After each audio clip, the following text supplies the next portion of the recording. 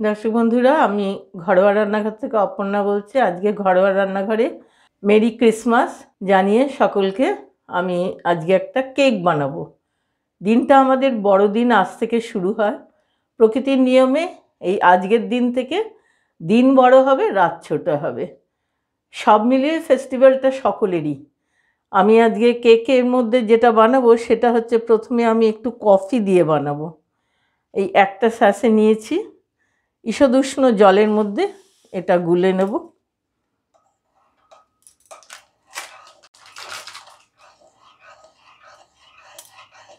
এবার আমি সব মাপ করে এর মধ্যে দেব বাটিটার মধ্যে। এটাতে বিট করব।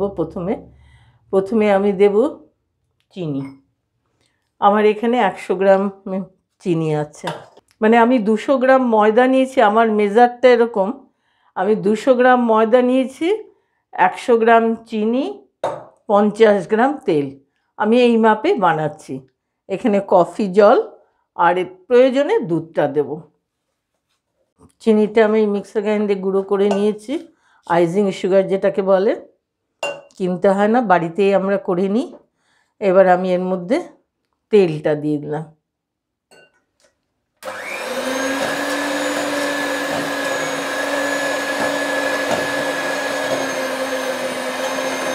এবার কফির জলটা এর মধ্যে আমি দিয়ে দেব।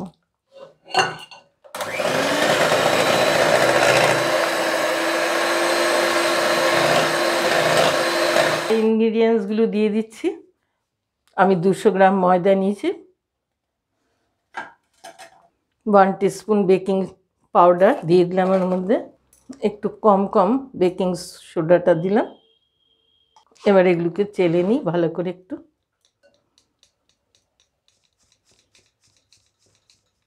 এবার সব একসাথে মিশিয়ে নেব কাট অ্যান্ড ফোল্ড সিস্টেমে। আমি মোলটাকে তেল মাখিয়ে নিয়েছি, তারপরে এই বাটার পেপারটা দিয়ে ঢেকে নিয়েছি। এবার এই ব্যাটারটা এর মধ্যে দেব। আমার দুধের প্রয়োজন হলো না, কফি জল দিয়ে হয়ে গেল। এর কালারটা দেখুন কি সুন্দর কফির কালারটা হয়েছে। দুধ দিলে আর কিছু দিলে একটু লাইট হয়ে যেত। আমি এবার এটাকে একটু ট্যাপ করে নিলাম। আমি প্রিহিট করছি আমার মাইক্রোটা। প্রিহিট হয়ে গেলে এটা মাইক্রোতে 40 থেকে 45 মিনিট টাইমে এটা সেট করে দেব। মাইক্রোর মধ্যে আমি এটা দিয়ে দিলাম কেকটা। 40 মিনিটে দিলাম, স্টার্ট দিয়ে দিলাম। দর্শক বন্ধুরা, আমার এটা কেকটা হয়ে গেছে। এবার এটাও খুলে বের করে নিই। কি সুন্দর ফুলেছে না? একটু ঢেকে রাখবো, এর ওপরটা যাতে সফট থাকে, না তো হার্ড হয়ে যাবে বাইরের ঠান্ডা হয়। একটু ঢেকে দিলাম কিছু সময়ের জন্য, তারপর ডিমোল্ড করব।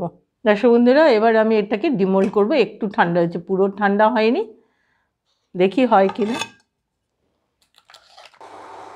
এবার এই পেপারগুলোকে আমি তুলে নেব।